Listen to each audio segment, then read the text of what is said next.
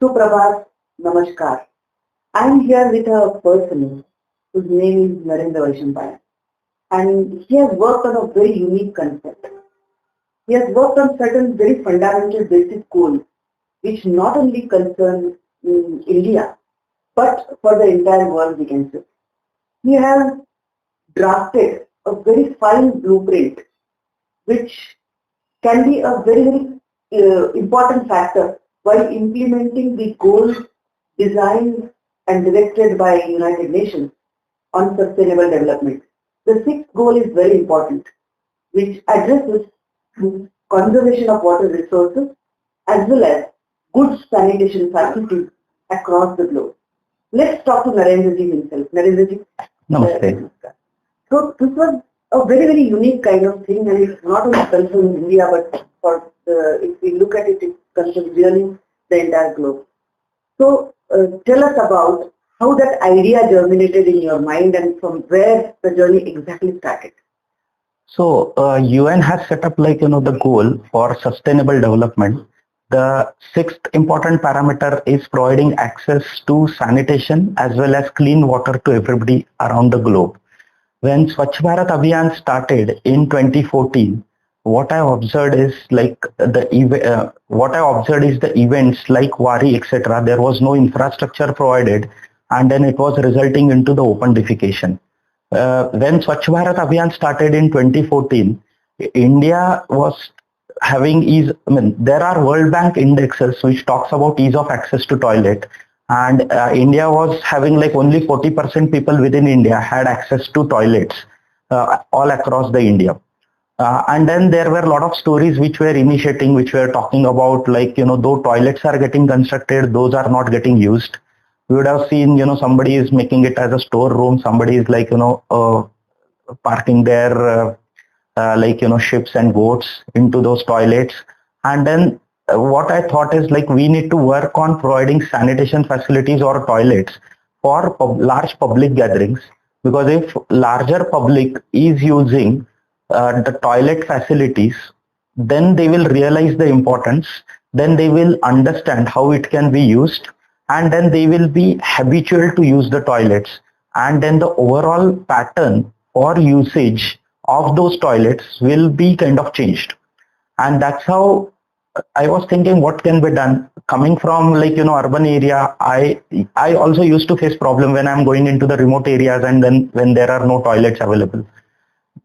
When I look back what can be done, then I recollected another event where my auntie has traveled to Pandharpur Yatra, which is one of the prominent yatra in Maharashtra. It's almost 1 million people walk around from Pune to Pandharpur, taking almost 21 days and a systematic journey where they are crossing between 14 or 17 stops across the places, and then they will stay at that particular location for night stay, and next day morning they will start moving to the next journey. When I visited this event earlier, what I had observed is there are no sufficient toilets because so many people are marching towards Pandharpur, and then they are taking halls in schools, colleges, or ST stands or temples around this journey, and then since there are no toilets, they have to defecate in open air, and that was resulting into massive pollution. There had been several cases, especially on Pandharpur, to stop this Wari procession because of this open defecation challenges. And when this 2014, when this Abhiyan was launched, I thought of preparing a blueprint, and I prepared that blueprint, analyzing various options which are available in terms of what kind of toilet facilities can be provided. Then I realized providing toilet may not keep it clean. We have to provide a toilet as a service, like the way we do it typically in IT industry, like software as a service and those kind of things. So I integrated the entire model where it is not only the toilets are deployed, but water is also provided. There are sufficient lighting, and there is a cleaning service that is provided, and then slurry disposal is also done in a scientific way. And then I thought of using this toilet as a service as one of the key components to keep it clean. Then after creating that blueprint, that time, since there were environmental issues, I wrote a simple email to Prakash Javadekar. He is also from Pune, and means somebody from Maharashtra should know about Wari. To understand the Wari culture, Wari fabric, and how for centuries it has been integral part of Maharashtra. Right. What fascinates me, because this is the public which comes from all across Maharashtra and from all villages possibly, and they can be the best messengers. Right. Because government or agencies, they draft the policy with an intention, but they also provide the facilities. But having done that, acceptance by masses is something a very crucial point. And for that you chose Wari is something that fascinates me. So to convince the Warkaris, because see, in your blueprint you might have given a draft to where to place, how many to place, probably looking at the what mobile population at that particular month. But making them aware of using it must have been another task. How did you do that? How did you convince them? So what we did is, since this blueprint was done, it was kind of well appreciated by everybody. Then what we got to know is there are a lot of other people who are also working around that. So instead of working alone, we started working with Seva Sehog in first place. Then I understood that a lot of people with respect to the Warkaris are trying to do something. Then I got to know RSS people are doing something around it. So we met all the stakeholders, and then we sort of convinced them, because they were also trying to identify this solution. Especially Warkaris were facing challenges because their daughters and daughter-in-laws were bit resistance because they have to go in open defecation. So we convinced them by telling them that if your next generation has to come in this Wari procession, then you need to adopt this kind of solution. When it was government officials, we told them that it's Swachh Bharat Abhiyan, that you are facing challenges in terms of adoption of the toilet.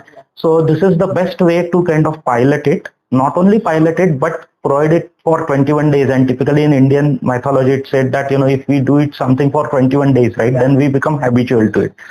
And then with respect to Gaokaris or the villagers, they were facing challenges. The schools used to get, closed for 20-25 days after Wari procession. And then that's how we convince them in terms of that they also should participate. Typically, there is a lot of resistance in initial phases. But then we did a pilot in Loni and Yavat in 2015 by deploying this toilet as a service for 200 toilet set.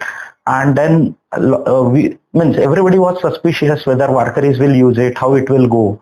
And to our surprise, a lot of Warkaris were using it on their own. There were a lot of volunteers who were helping the entire project, standing there overnight and then telling Warkaris, please use the toilets. And that's how basically it started. Almost initially it was a bit challenging to understand whether they will use it or not, how we can do it, how we need to plan for various locations and things like that. But the first experiment in Loni was super successful. The initial resistance of those villagers was kind of completely shifted on a positive note. Next day morning, they came up with breakfast and tea at the same toilet location, and they themselves admitted that we never used to pass by this place for at least 15-20 days post Wari procession is over. Our schools used to be stopped for 15-20 days at least, and today we are having breakfast at this location. So that's the biggest success. To convince the government machinery to put in money is another thing, because getting sanction for money, because these kind of schemes and ideas can come, but they need to be accepted by the government and the administration. How did you do that? Because that would have been a bigger challenge also. Yeah. So when we did this pilot in 2015, what happened is in Pandharpur as well, government of Maharashtra, since it had multiple cases on environment, they had to do something and show it to the high courts. So they kind of replicated our model in terms of deploying toilet as a service. And then when they contacted us, and then we thought of doing volunteering engagement over there as well, so as to ensure those toilets are not only deployed but getting used as well. And then the Pandharpur was kind of again super successful. So we captured all the data. We are doing a lot of follow-up. That time, Finance Minister Sudhir Mungantiwar took a lot of effort in terms of organizing the meetings with various stakeholders and then exploring. The main challenge was it was not fitting into one department under government, and that's how it was like everybody was pointing fingers to each other. So we took a lot of efforts in terms of reaching out to the various stakeholders, various leaders. Everybody was admitting that we have to do something, but they were not able to crack the puzzle in terms of how to proceed. Then that time, Chief Minister of Maharashtra approved it as an exceptional project in 2016, and we had already done surveys from Seva Sahayog with myself and Shivaji Rao More, who is ex-president of Dehu Samsthan. So we had done surveys for all 30 Mukkam places where we had to do this kind of initiative. And then we submitted all the data to government machinery. Since CM has approved this as an exceptional project, the entire bureaucracy kind of, marched along with us to kind of provide the toilets. We trained them using all social media concepts. Since I have been managing large projects in IT industry, it was like I knew how to do the trainings, how to kind of scale it up, and then basically how to prepare so many be it training materials or motivate the volunteers. And that's how we proceeded. In 2016, we deployed toilets at all 30 locations, and then there was a huge positive response from everybody.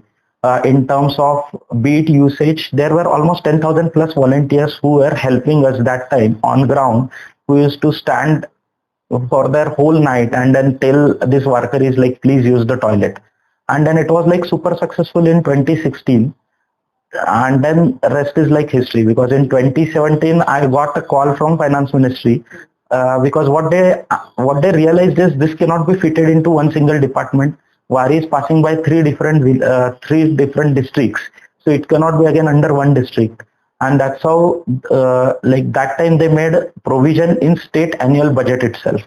And then now every year it is getting conducted. It's almost like that way it is 9th year, but due to Corona break, it is 2 years gap. So it's almost 7th year today as we speak. And Warkaris are using it. Now the scope has been enhanced, not only for the two main Waris, but it is also extended to another two Waris. So we started with Jnaneshwar Maharaj and Tukaram Maharaj Palki Marg. Now it is extended to Sopan Kaka as well as to Nivrutti Nath this year. The number of toilets has also, we started with 200 per Mukkam as a pilot. Now it has gone 1,000 for that particular route of Tukaram Maharaj and 1,500 for Jnaneshwar Maharaj. So it has scaled up with respect to the number, with respect to the coverage. And not only that, the similar model has been adopted at multiple various places like Kumbh Mela, especially in 2019. And I took a lot of effort in terms of chasing it with the government of India, kind of making it a mandate, because in 2014 when this policy was drafted, that time there was no policy on public toilet as well as for public gathering. But now you would see for all large public gathering, there is a policy in place. There is a mandate on using toilets. Still people don't know how to kind of solve this, and they are reaching out to us. We are helping them. We have made a template where they can do the toilet calculations, how they can basically take the services, which all vendors are there. At times we have the government norms with respect to what kind of toilets need to be provided or in what quantity. So we are helping each other to kind of keep it clean and use it. Nirmal Wari, the concept and the name itself really is very, very fascinating and very good, because it conveys it all. If we look at Maharashtra, Maharashtra has a phenomenally good tradition of friends and social reformers, because that is how Maharashtra stands out as a state, culturally, socially, differently than if we compare to many other states. So the Saints were always propagating reforms in the society, and this, in a way, through their own Wari, this concept going ahead is something very good. Now, is it also that there are Kumbh Melas at various places, there are other yatras in every state, because Maharashtra, India, if we look at it, has a very complex culture and complexity when it comes to festivals, yatras, etc. So how you are connecting the dots and reaching out to the pan-India thing, So what we did is we reached out to Swachh Bharat Abhiyan Mantralaya. We shared our data as well as success stories with them. Since we have been closely working with multiple IS officers, they kind of propagated it through their own mechanism. One of the IS officer kind of did this presentation in IS Training Institute in Mussoorie. So hopefully everybody around the India at least would be aware of. And then a lot of pilgrims, when they are visiting different places, I'm sure they would be telling each other in terms of sharing the experiences, like how Pandharpur Yatra has been reformed from various cases to kind of Rangoli onto the 12 where from it all started. So potentially sharing the best use cases and experiences, one of the best option to propagate this. And to reach out to the entire India, do you think that too many people should be connecting? There should be a forum, pan-India forum, which can actually take this not only message, but the entire policy and the entire execution. I think that will be really helpful because means in 2015 when we started this, right, one of the old lady came to see the toilet and she thought it's a bigger machine, and then how she can get into it and what is the purpose, etc. When one of the lady volunteer explained her what this toilet is all about, then she tried it in first time in her life. She might be like 60-70 year old. So she tried it for the first time. Then when she used it, she felt it like this is very useful. Privacy is maintained. I need not to be worried about any snakes or frogs around it. And then she said to our volunteers that I will go home and deploy this kind of machine at home so that my next generations can use this very safely. So unless and until we make it a habit in terms of for everybody in India that they use it and then they kind of pass on the message, or they experience it themselves and then they pass on the message, I think it will be fairly difficult for people on grassroots to kind of check this out and then use it. So this social gatherings is one of the best opportunity to be tapped, so that the people who are coming maybe from different economical background, they will start using it, experience it themselves, and then they will start using toilets at their homes. So I feel you rightly mentioned that there has to be some pan-India initiative which will kind of help people to use the toilets in first place, especially from the remote areas or below poverty level. They will understand the effect of it and then they will start using it at their own places.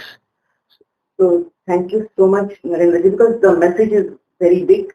To implement it was a Herculean task, one can say. But the way you chose the social, cultural, population of Maharashtra, which can take the messages to entire village, because probably there cannot be any other better event than this, that Wari and Yatra could have been chosen for this. And we wish that it reaches pan India with so many yatras, because they get with the good messengers. So thank you so much. Thank you.